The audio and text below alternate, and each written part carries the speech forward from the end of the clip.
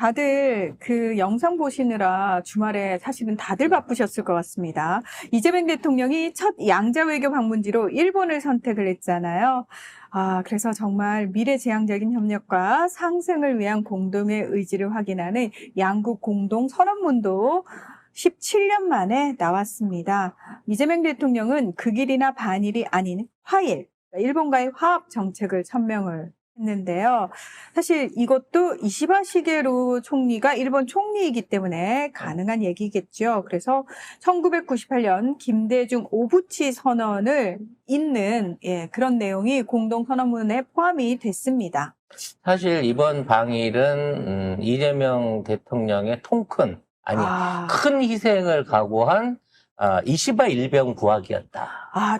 이렇게 맞습니다. 저도 100배 공감합니다. 왜냐하면 일단 이재명 대통령의 방일에 관련해갖고 일본 언론과 정계의 태도가 너무나 뭐랄까 예상을 뛰어넘을 정도로 환영 일색이었어요. 진짜 일본 언론들이 사실은 첫 그 방문을 앞두고 요미우리 신문하고 인터뷰를 하셨잖아요. 요미우리 신문이 무려 9면을 할애해가지고 9면입니다. 9면. 네. 거의 주간지만큼 쓴 거예요. 이재명 대통령에 대해서 굉장히 자세하게 보도를 했고요. 근데 그 외에 다른 언론들하고도 공동 인터뷰를 하셨어요. 뭐 니케이, 아사히, 상케이 다 마이니치 이렇게 해서 공동 인터뷰를 하셨는데 거기서도 이재명 대통령께서 미래지향적인 한일 관계에 대한 얘기를 중점적으로 많이 하셔가지고 일본 언론이 이재명 대통령에 대한 그 대선 기간 때부터의 그 불안감 있잖아요. 이재명 대통령이 당선이 되면 한일 관계가 다시 경색이 될 것이다부터 시작해가지고 윤석열이 했던 그 모든 걸 다 뒤집어 엎을 거다. 그 불안감. 그래서 도대체 이걸 어떻게 할 것이냐. 이 불안감으로 점철됐던 것들을 완전히 되치기를 했는데 어떤 식의 되치기냐면 우리가 왜 흔히 한일 관계 하면 생각하는 프레임이 있잖아요. 역사 문제 어떻게 할 거예요? 위안부 합의 어떻게 할 거예요? 강제징용 제3자 이런 것들. 여기에 대해서 일단 일본과 어떻게 할 건지가 먼저 전제가 된 다음에 그 다음을 얘기할 수 있어. 우리는 늘 그 프레임을 가지고 그 한일 관계를 바라봤는데 그 모든 프레임을 아예 깡그리 무시하고 새로운 프레임을 만들었습니다. 그 프레임조차도 진보 정권에만 들어가는 프레임입니다. 그러니까요. 보수 정권에는 그런 것도 안 물어봐요. 근데 원래 이제 이런 게 오게 되면 일본 언론이 먼저 이런 걸 막 써내면서 뭔가 이제 분위기를 파토 쪽으로 몰고 가려고 하는데 이번에는 극우 언론을 비롯해갖고 모든 일본 안의 분위기들이 그냥 무조건 이 대통령 환영이었어요. 거기에 가장 감동스러운 이유가 뭐였을까라는 걸 분석해보면 일단 걔네들한테 이재명 대통령의 어떤 성의가 그 진심이 깊은 감동을 줬다는 겁니다. 일단 첫째로 8월 달에 오는 한국 대통령은 없었다는 거지. 왜냐하면 일본 사회 분위기도 그렇고 일본 정부에서조차도 8월은 민감한 시기다. 왜? 우리에게 광복절이 있고 자기네들은 패전일이잖아요. 그 시기는 어쩔 수 없이 한국인들의 일본에 대한 감정이 좋을 수가 없다. 그래서 그때 무슨 한일 관계를 개선시키겠다라는 생각 자체 아예 안 하거든요. 완전히 쉽게 말하면 신혼기 같은 건데 이때 찾아와졌다는 게 이제 너무 대단한 거고 두 번째로는 미국 가기 전에 일본을 들려준 최초의 한국 대통령이라는 거예요. 그러니까 그동안 솔직히 좀 기분 나쁘긴 한데 항상 우리가 취임 후에 첫 방문국이 대부분 미국이었던 경우들이 많거든요. 근데 우리만 그런 게 아니고요. 일본도 사실은 마찬가지예요. 근데 우리가 이번에 미국을 갔다 온 게 아니라 가기 전에 들렸다는 그 부분 안에서 지금 일본이 미국한테 많이 터지고 있잖아, 사실은.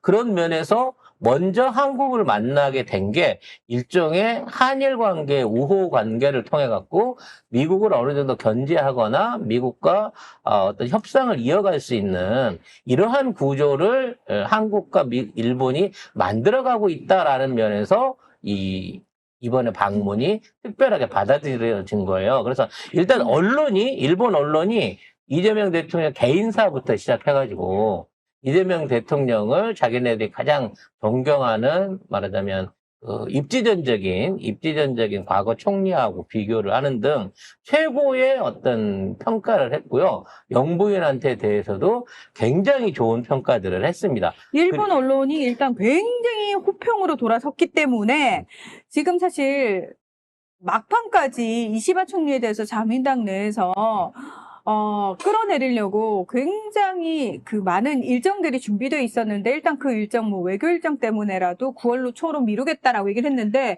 지금 이렇게 일본 언론이 호평을 하죠. 그러면 원래 여론은 이시바 편이었어요.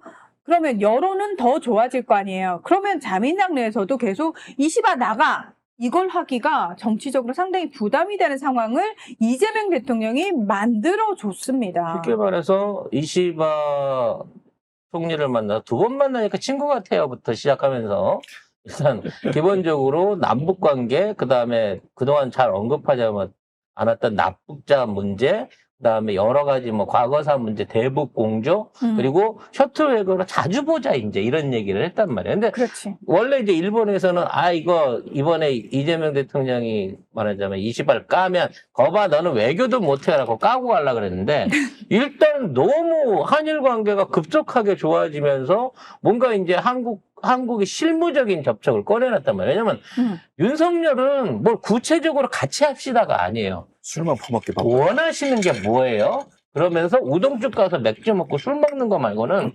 실제적인 현안을 꺼내놓은 대통령을 보이지 않았다는 거지. 근데 이재명 대통령은 그에 관련된 얘기를 하다 보니까 주말인데 일단 지금 자민당에 있는 중의원들 뿐만 아니라 제1야당 의원들까지 전부 다 이재명 대통령 찾아와갖고 예방을 했단 말이에요. 이게 이재명 대통령께서 진짜 대선 때부터 계속 그 얘기했어요. 너 친중이지, 너 반일이지 라고 얘기하니까 이재명 대통령이 일관되게 한 얘기가 뭐냐면 나는 실용주의자다. 그래서 국익 중심의 실용 외교를 할 거야 라고 계속 얘기를 했어요. 근데 그 얘기를 전혀 그 어떤 언론도 귀담아 들어주질 않았어요. 그 중국 언론도 그렇게 일본 언론도. 자, 그런데 외신들도 그 말에 그냥 하는 말이겠지라고 생각을 했는데 일본 언론이 충격을 받은 건 이 사람은 진짜 실용적 외교를 한다. 그거에 사실은 자기가 한 말을 그대로 지키네? 심지어 가장 민감한 한일 관계에 있어서만큼 거기서조차도 자기가 말한 대로 실용적 외교를 하네. 일본 언론들의 신뢰가 갑자기 확 올라간 거죠. 그래서 원래 8월 말일 날까지 그만둬 자진 사퇴해 아니면 8월 말에 의원들 모아가지고 너 탄핵 투표할 거야 이러고 협박을 하다가 이거를 자연스럽게 9월 달로 넘겼다가 이제 또 아펙에서 또 만나기로 했잖아요. 네. 그 10월까지 그냥 넘어갔다가 이제는 이제 그 11월에 있는 남아공에 있는 저도 가야 되는 예? 그 세계 정상회의까지는 못 건들겠다 이렇게 된 거야. 네. G20까지는 못 건들겠다 이렇게 된 거야. 그래서 졸지에 11월 중순까지 임기가 외교 일정 때문에 자동 연기가 돼 버렸어요. 네. 그리고 우리 이재명 대통령께서 계속 반복적으로 말씀하셨습니다. 내가 1965년 한일 국교 정상화 이후 양자 외교로 일본을 가장 먼저 방문한 대통령은 내가 처음인 걸로 알고 있다. 그건 그만큼 한일 관계를 중요하게 생각하고 있기 때문이라는 점을 알아주시길 바랍니다라고 본인 입으로 얘기하셨어요. 그랬죠. 그리고 또 이제 이 북한 관계에 대해서는 무조건 일본하고 같이 비핵화, 그다음에 경제 제재 등도 같이 하겠다라는 원론적인 약속을 한 데 이어갖고 대중국 관련해갖고 중국 문제는 어떻게 하실 건가요? 특사는 왜 보냈나요? 그래서 외교라고 하는 거는 각자 나라의 스타일에 맞춰갖고 자유롭게 할 수 있는 일이고 이게 대한민국 외교가 정상화 궤도에 올랐다고 하는 신호탄일 뿐이다. 그거 갖고 니네들 너무 민감하게 생각하지 마. 내가 니들 제일 먼저 왔잖아. 그리고 나 전승절도 안 갔다. 총리 보낼 거야. 국회의장 보내거나 지금 이러면서 교묘하게 이쪽 저쪽에 좋은 이미지들을 쌓고 있습니다. 국회의장이 가지만 그거는 의회에서 보내는 거고. 그렇죠. 나는 모르겠는데. 하지만 우리나라에선 가긴 갔어. 그렇지. 이렇게 되는 거지. 네, 그래서 양쪽 국가 이 동아시아 전체에 있는 국가들을 하나하나씩 지금 뽀개가고 있는 상황이라고 보시면 될 것 같습니다. 그러다 보니까 나름 세심하게 신경을 많이 쓰더라고. 이시바가 네, 열심히 했어. 그래갖고 이제 식사 준비를 했는데, 안동 출신이시라고 안동 소주에 안동 찜닭을 준비를 했다는 거야. 이 정도 되면 이게 일본에서 대접을 하는 거니까 일본 음식이 위주로 돼서 나와도 뭐 크게 뭐라고 색잡지 않을 건데 일부러 안동 그러니까 이 대통령의 안동 고향의 어떤 컨셉을 따오고 특히 뭐 복숭아 같은 것도 이 대통령의 입맛에 맞춰갖고 준비를 했다 그러면서 나름 최고의 예우를 다하더라는 거죠. 안동 찜닭, 그러니까 안동 소주, 그리고 이시바 총리 고향의 도토리현 맥주도 나란히 배치. 이거 소맥 마시자는 얘기잖아요. 그리고 안동 찜닭, 한국식 장어구이도 있었고요. 장어구이 위에 김치 고명을 놨대요. 그리고 한국식 해조류도 있고 이 대통령이 복숭아를 좋아한다는 말을 들었는지 오카야마산 백도도 있었다고 합니다. 아무튼 소규모 인원들을 모아갖고 하는 개별 회의도 한 10분 정도 하기로 했었는데 1시간 이상을 했다고 해요. 네, 1시간. 그 안에서 어떤 내용이 이루어졌을지가 더 궁금한데 아니 뭐 이시바하고가 이제 트럼프 상대법도 전수해줬다잖아. 그러니까 트럼프랑 어떻게 할 것인지 상대를 전수해줬다는데 저도 맥살 잡히고 와갖고 전수해줬다는 그렇고 아니 나는 이렇게 잡혔으니까 넌 잡히지. 우리 둘이 이렇게 앞으로 트럼프 양쪽 발을 걸어버리자. 아마 이제 이런 내용들이 오고 갔을 것 같아요. 지금 있는 입장에서는 이시바는 최고의 우군이 사실은 지금 이재명 대통령이죠. 대통령이기 때문에. 그렇죠. 네. 이게 너무 슬픈 게 이시바 총리는 원래 이시바 총리라는 사람 자체는 일본 국민들이 되게 좋아하는 정치인이에요. 여론조사하면 항상 총리 후보에서 1위를 했던 사람이 있지만 자민당 내에서 자기 계파가 없고 자기 파벌이 없기 때문에 늘 총리에서 밀렸던 사람이거든요. 그래서 지금도 사실은 국민들은 이시바 총리, 자민당에서 가장 총리다운 총리는 이시바밖에 없어. 이시바 힘내, 이시바 퇴진하지 마. 그나마 사람 같은 것들이에요. 그러니까요. 근데 그러니까 일본 내부에서조차도 이시바 총리는 친구가 없는데 이재명 대통령이 약간 구원자 같은 느낌이야, 진짜로. 살려줬지. 그래서 이시바는 일단 이걸로 해서 3개월은 연명할 것 같고요. 그 안에 한미일 관계에 또는 뭐 한미일 무역 협상에 대한 어떤 획기적인 어떤 변화를 좀 만들어 갖고 와서 정치 생명을 이어나가게 된다고 하면 정말 말 잘 듣는 좋은 파트너가 될 것 같아요. 말 잘 듣는. 박 원장님이 저는 이시바에게서 노태우가 보이던데요. 다른 분들은 어떤가요? 하셨는데 어떤 부분에서 그렇게 판단하시는지 모르겠지만 얼굴이 넙대대해서 그런 거예요. 생긴 게 그렇다는 거지. 외모가. 근데 노태우하고는 완전 다른 사람입니다. 이시바 총리는. 이시바 총리는 굉장히 책도 많이 읽고 굉장히 말수가 많은 사람은 아니고요. 굉장히 스마트한 사람이고 밀떡이에요. 그러니까 무기나 군사적인 측면이나 이런 거에 관심이 엄청 많은 사람이고, 예.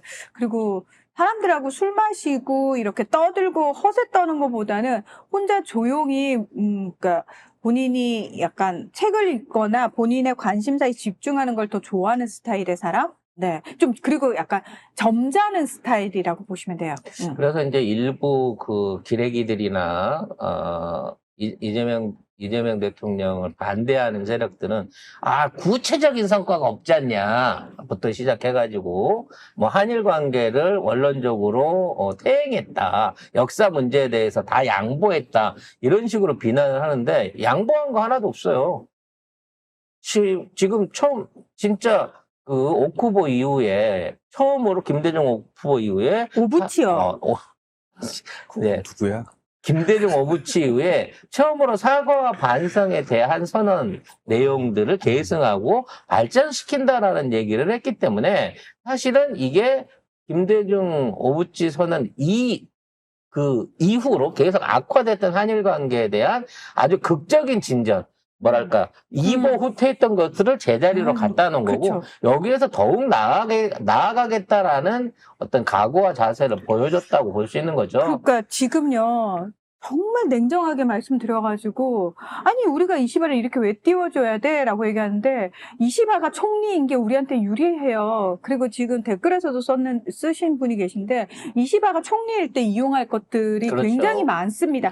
만약에 이시바가 끌려 내려오게 되면, 그 다음은 100% 극우인 다카이치 사나이나, 바보, 펑클색자, 고이즈미가 올라갈 상황이 높거든요. 그렇게 되면, 한일 관계에서 싸워야 기대할 건 1도 없어요. 끝장나는 겁니다. 그나마 그래서 유일하게 친한파라고 구분되는 네, 유일하게 정상적인 정상적인, 예, 정치인입니다. 상식적인 생각을 하는 사람. 그러니까, 사람 같은 인간. 정신이 제대로 박힌 유일한 정치인이 거의 이시바 총리라고 보시면 돼요, 여러분. 그래서 이시바 총리가 2년 동안 임기를 사실 다 하는 게 우리 입장에서는 훨씬 유리합니다. 그리고 이시바가 잘해서 연임할 수 있도록 도와주면 앞으로도 4년은 우려먹을 수 있는 그런 훌륭한 젊은이니까 젊은이. 관심을 갖고 봐주시기 바라요. 사실 이제 제일 불안한 게 이제 영부인 관련해 갖고 저쪽이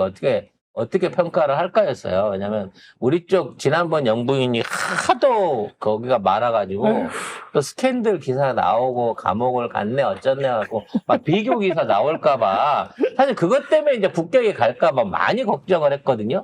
근데 김혜경 여사관에서 수수하다, 단아하다 이런 식으로 굉장히 좋은 평판들이 나왔습니다. 근데 일본이 사실 여성에 대해서는 우리보다 훨씬 더 아직까지는 많이 보수적이잖아요. 네. 그러다 보니까 김혜경 여사의 이런 전반적인 단아한 부분이라든지 또는 이렇게 정말 내조를 하는 모습 그리고 이렇게 품격 있는 모습에 대해서 일본 측이 상당히 많이 감동을 받은 것 같았어요. 네.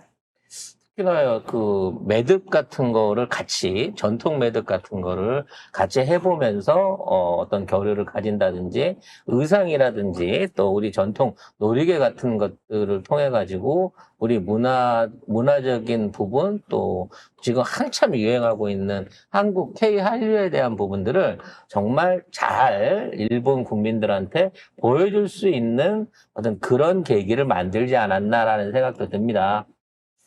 앞으로 한일 관계에 대해서는 크게 걱정할 필요가 없을 것 같아요. 왜냐면 미국을 갔다 오면 이제 바로 일본에서 뭔 얘기하고 왔어? 이러고 이제 찾아와가지고 구체적인 대책 수립이 들어갈 것으로 보이고요. 이제는 셔틀 외국이긴 한데, 우리가 윤석열이 가갖고 블루문 가서 돈가스 집 가서 우동 먹고 카레 먹던 이런 그림이 아니라 지네들이 실무진 내지는 일본 총리가 우리나라에 와서 구체적인 한반도 정책이라든지 무역 정책에 대한 상의를 할 수 있는 그림 그런 것들이 만들어질 거고요.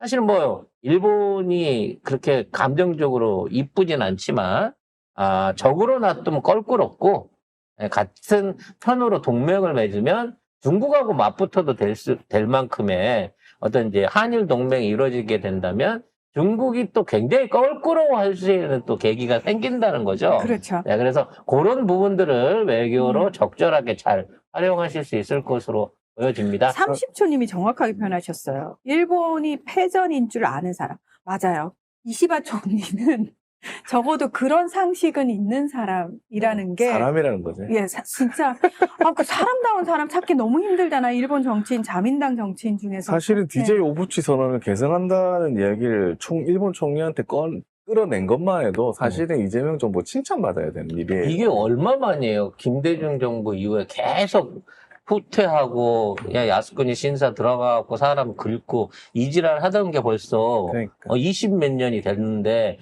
그거를 갖다가 복원을 시킨 것만 하더라도 이건 엄청난 성과의 시작이라고 봐야 되는 거예요. 그렇죠. 그러니까 훌쩍 수십 년을 뛰어넘은 거잖아요. 한 근데 수십 년 동안 퇴보했던 걸 일단 가장 정점이 있던 데다가 갖다 놓은 거야. 거죠. 네. 거기서 이제 시작하는 거죠. 이제부터 하면 이제는 그거보다 그동안 더 없었던 발전. 그렇죠. 사상 최대의 관계가 최고의 관계가 되는 거죠.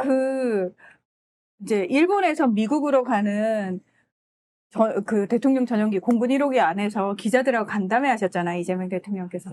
기레기들이 아니나 다를까. 역사 문제 이거 너무 양보한 거 아니냐. 제대로 퇴보한 거 아니냐. 이런 질문 나왔잖아요. 그러니까 이재명 대통령께서 분명히 말씀하셨어요. 뭐 그런 얘기 나오는 것도 자기 알고 있고. 그런데 첫술에 배부를 수 없다. 그래서 일단은 좋은 관계 유지해가지고 차근차근 해결을 해 나가겠다. 그러니까 지금 당장 할 수 있는 것과 지금 당장 해야 하는 일을 구분해가지고 지금 당장 해야 할 일부터 하면서 이런 부분도 나중에 다 해결을 하겠다라고 말씀을 하셨거든요. 이게 83일차 된 네. 정부예요. 그리고 내가 볼 때는 그 기레기들이 질문 자체가 잘못된 게 뭐냐면 이재명이라는 사람이 그동안 해왔던 스탠스가 있지 않습니까? 그 역사적 관점에서 그걸 보면은 지금은 이게 외교적으로 필요해서 했구나라고 생각을 해야 돼요. 그 생각 안 해줘야. 안 하는 척 하는 거야. 왜? 이재명 정부 곤란하라고. 네, 해주기 싫어하니까 걔들은.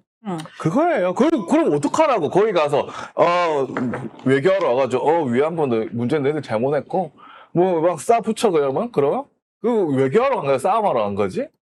그래서 이번에 어찌됐거나 가시적인 성과를 거둬야 됩니다. 왜 그러냐면, 자꾸 이제 그동안에 삐걱거렸던 어떤 파열음들이 있었던 사건들이 한두 개씩 드러나다 보니까 지지율 빠지고 있다는 걱정이 많거든요. 근데 이번 주에는 이제 더 보합세로 돌아섰어요. 51%. 아니, 지지율 빠지고 있다고 해도 50% 윤석열의 2배야. 그러니까. 그래서 51%에서 이제 지지율 하락이 멈췄고, 이제 이번 방밀과 방미를 통해가지고 지지율 회복을 끌어와야 9월, 10월에 있을 예산안이라든지 그리고 각종 개혁 법안 통과에 힘을 얻을 수 있는 또 계기가 될 수 있을 거기 때문에 구체적으로 이제 뭔가 한일 간에 있는 구체적인 프로세스들은 미국을 갔다 오고 난 다음에 그 다음에 평가가 나올 겁니다. 근데 저는 사실 가장 기대하고 있는 게 이번에 그 동아시아 역외 무역에 있어서 한일이 협조하기로 했다. 이게 지금 제일 큰 거예요. 이게 뭐냐면 이 아시아 그룹들을 묶어가지고 그러니까 한중일을 포함해갖고 환태평양 전체로 해서 이제 아시안 10개국 또는 중동까지 이걸 포함시키면 미국이나 유럽 시장하고는 비교도 할 수 없는 엄청난 경제 블록이 생기거든요. 근데 이제 여기에 헤게모니를 놓고 한국, 중국, 일본이 맨날 싸우고 있는 거예요. 누가 뭐 스테이블 코인을 발행할 때 이걸 누가 관리할 거냐, 또는 어느 나라가 중심이 돼갖고 할 거냐, 맨날 이걸 갖고 싸운단 말이야. 근데 정작 지들은 신용이 없고 기술이 없기 때문에 한국밖에 할 사람이 없어요. 지들도 언젠가 이걸 하려고 하면 한국이 해야 된다라고 하는데 이 세 나라가 가위바위보처럼 계속 서로 반대 의견만 걸고 있는 상태에서 진척이 안 됐는데, 한국과 일본이 이 역외 협상에 주도권을 주게 된다고 치면 중국을 빼놓고라도 아시안 국가들을 통합한 아시안 역외 무역 경제권을 만들어낼 수 있는 가능성이 있단 말이에요. 그럼 중국도 나중에 어쩔 수 없이 딸려 들어오게 되거든요. 저는 이걸 통해 가지고 올 하반기든 내년 초든 아시아 전체에 완전한 아시아 국가들의 FTA 이 역외 무역 협정이 만들어질 수도 있겠다라는 기대를 가져보고요. 이게 G20 이후에 본격적으로 공론화가 될 것으로 생각을 합니다. 지금 국내에서는 이제 미국 관련된 거는 조금 후에 얘기를 드릴게요. 아직 구체적으로 회담에 대한 내용이 없으니까요. 근데 그 얘기들 하더라고 벌써부터. 이재명 대통령 도착을 했는데 윤석열 왔을 때보다 환대가 좀 덜하다. 그래서 푸대접 받고 있다. 이 지랄을 또 하고 있거든요. 근데 윤석열은 지 돈 내고 퍼주러 간 놈이잖아. 몇 천억을 갖다가 내주기로 하고 미리 던졌던 놈이기 때문에 쉽게 말해서 백악관 행사도 해주고 의장대도 불러갖고 빰빠라도 불러주고 했지. 근데 우린 실무적으로 간 거잖아요. 우린 협상이 중요하지 거칠애가 중요한 게 아니에요. 윤석열은 그렇게 대접을 받고 만찬장을 만찬해갖고 롱롱타임 어고를 불렀지만 실제적인 백악관 아예 회의장 안에 들어가 보지도 못했어. 뭐 국빈방문도 없었는데 국빈방문이라고 거짓말 치고 가갖고는 어디 이상한 뭐 구구 집회 연설하는 데 가갖고 얼굴 비치고 갔다가 바이든 쪽팔려서 이거 하다가 MBC하고 소송이나 해먹고 나라 망신이나 시키고 진짜로는 제대로 된 외교 협상 테이블에 1시간도 앉아본 적이 없다니까. 근데 지금 트럼프하고 이재명 대통령이 불리한 원정 경기 안에서 트럼프하고 지금 협상을 벌이고 있단 말이에요. 얼마나 중대한 내용들이 둘한테서 일어날지 몰라. 왜? 트럼프는 자기가 모든 권력을 갖고 있다고 생각하는 거기 때문에 막 던져요.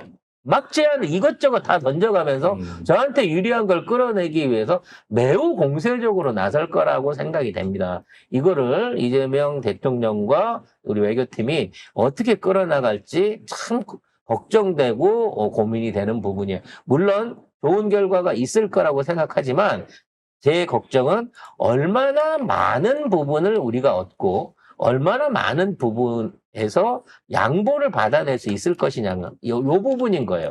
어떻게 하더라도 우리가 근본적으로 이득을 본다라고 하는 협상을 끌어내기는 쉽지 않아요. 왜냐면 저 새끼는 뜯어먹으려고 지금 한국에 대해서 뭘 받아내갖고 자기 입지를 굳히려고 불러들인 거기 때문에 이게 수비적으로 나가야만 되기 때문에 뭔가 플러스를 얻기는 쉬운 협정이 아닙니다. 하지만 최대한 지키면서 나름대로 포인트를 따가지고 나중에 미래의 지향적인 또는 차후의 경제적인 이득을 볼 수 있는, 외교적 이득을 볼 수 있는 거리들을 충분히 받아내야 돼요. 즉, 쟤들이 하나를 요구하면 우리는 최소한 하나 반을 받아낼 수 있는 뭔가 조건들을 끊임없이 붙여가면서 해나가야 된다는 거죠. 저는 이재명 대통령의 인품과 또 어떤 이 기싸움에서 트럼프를 눌러버리고 진짜 깜짝 놀랄 만한 성과를 오늘 오후에 우리가 들을 수 있었으면 근데 미국에서 좋겠습니다. 나온 거 보면은 20화 때 나온 사람들이 똑같이 나온 거예요, 보면은. 지금 20화하고 여기 있는 사람들이 마중 나온 건데, 실무진들 위전 실무진 담당. 똑같이 이렇게 나온 거예요. 그거를 뭐 가지고 뭐 부대접을 받는데 그 의미가 있나? 그러니까. 근데 뭐 그러고 쓰고 싶은 거야. 우리 대통령은 가갖고 빵빠레도 나왔었는데 뭐 이래가면서. 그때는 바이든 때고 그러니까 바이든한테 돈을 그렇게 퍼줬으니까. 클래스 때고 바이든한테. 포탄 150만 발에다가 연설하는 데서 1,000억 원씩 연설 듣고 성금 주고 얼마나 많은 양보를 해버렸는데 그렇게 호구가 오면 누구라도 대접해주지. 하지만 우리는 냉철한 협상가의 입장으로 지금 협상을 잘 해내가시리라고 믿습니다.